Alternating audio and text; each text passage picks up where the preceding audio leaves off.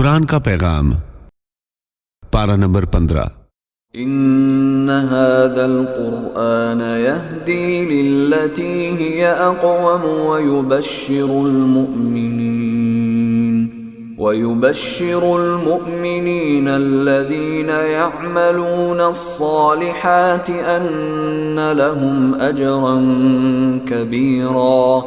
حقیقت یہ ہے کہ یہ قرآن وہ راستہ دکھاتا ہے جو سب سے زیادہ سیدھا ہے، اور جو لوگ اس پر ایمان لا کر نیک عمل کرتے ہیں انہیں خوشخبری دیتا ہے کہ ان کے لیے اللہ کے یہاں بڑا اجر و ثواب ہے۔ وَيَدْعُ الْإِنسَانُ بِالشَّرِّ دُعَاءَهُ بِالْخَيْرِ وَكَانَ الْإِنسَانُ عَجُولًا۔ انسان برائی اس طرح مانگتا ہے جیسے اسے بھلائی مانگنی چاہیے، اور انسان بڑا جلد باز واقع ہوا ہے۔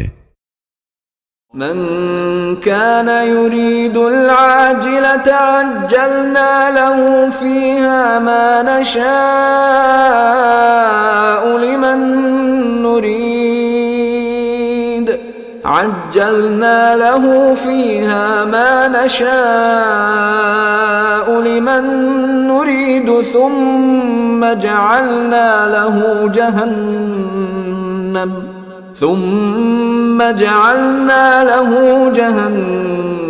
يصلاها مذموما مدحورا۔ جو شخص دنیا کے فوری فائدے ہی چاہتا ہے تو ہم جس کے لیے چاہتے ہیں جتنا چاہتے ہیں اسے یہیں پر یعنی دنیا میں جلدی دے دیتے ہیں، پھر اس کے لیے ہم نے جہنم رکھ چھوڑی ہے جس میں وہ ذلیل و خوار ہو کر داخل ہوگا۔ ومن اراد الآخرة وسعى لها سعيها وهو مؤمن فأولئك كان سعيهم مشكورا۔ اور جو شخص آخرت کا فائدہ چاہے اور اس کے لیے ویسی ہی کوشش کرے جیسی اس کے لیے کرنی چاہیے جبکہ وہ مومن بھی ہو، تو ایسے لوگوں کی کوشش کی پوری قدردانی کی جائے گی، یعنی انہیں انعامات سے نوازا جائے گا۔ وَقَضَى رَبُّكَ أَلَّا تَعْبُدُوا إِلَّا إِيَّاهُ وَبِالْوَالِدَيْنِ إِحْسَانًا إِمَّا يَبْلُغَنَّ عِندَكَ الْكِبَرَ أَحَدُهُمَا أَوْ كِلَاهُمَا فَلَا تَقُل لهما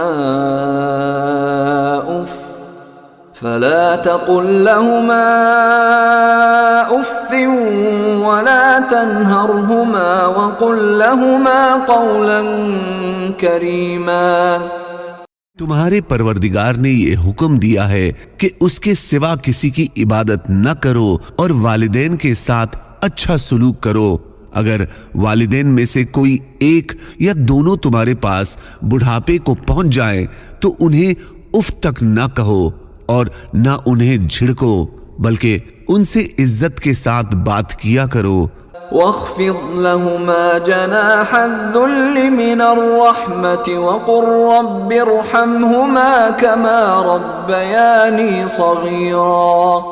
اور ان کے ساتھ محبت کا برتاؤ کرتے ہوئے ان کے سامنے اپنے آپ کو عاجزی کے ساتھ جھکاؤ، اور یہ دعا کرو کہ اے رب، جس طرح انہوں نے میرے بچپن میں مجھے پالا ہے، آپ بھی ان کے ساتھ رحمت کا معاملہ کیجیے۔ وَآتِ ذَا الْقُرْبَى حَقَّهُ وَالْمِسْكِينَ وَابْنَ السَّبِيلِ وَلَا تُبَذِّرْ تَبْذِيرًا۔ رشتہ دار کو اس کا حق دو اور مسکین اور مسافر کو ان کا حق، اور اپنے مال کو بیہودہ کاموں میں نہ اڑاؤ۔ ان المبذرین كانوا اخوان الشیاطین وکان الشیطان لربه کفورا۔ یقین جانو کہ جو لوگ بیہودہ کاموں میں مال اڑاتے ہیں وہ شیطان کے بھائی ہیں، اور شیطان اپنے رب کا بڑا ناشکرا ہے۔ ولا تقربوا الزنا إنه كان فاحشة وساء سبيلا. زنا کے قریب بھی مت جاؤ، وہ یقینی طور پر بڑی بے حیائی اور بہت برا راستہ ہے۔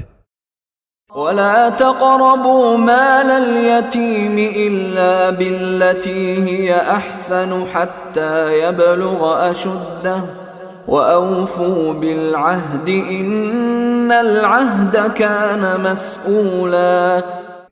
یتیم کے مال کے پاس بھی مت جاؤ، یعنی یتیم کے مال کو استعمال نہ کرو مگر ایسے طریقے سے جو اس کے حق میں بہتر ہو، یہاں تک کہ وہ بالغ ہو جائے اور اس کے اندر سمجھ پیدا ہو جائے، اور عہد یعنی جائز وعدہ کو پورا کرو، بے شک ایسے وعدے کے بارے میں تم سے پوچھ تاچھ ہونے والی ہے۔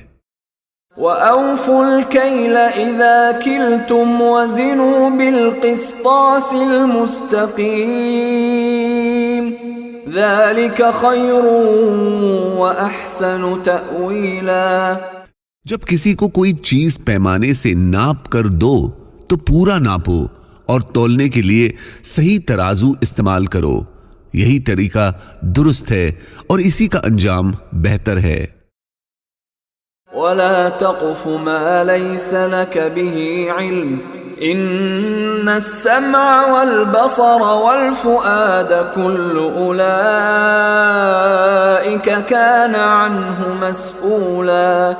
جس بات کا تمہیں یقین نہ ہو اسے سچ سمجھ کر اس کے پیچھے مت پڑو، یقین رکھو کہ کان، آنکھ اور دل سب کے بارے میں تم سے سوال ہوگا۔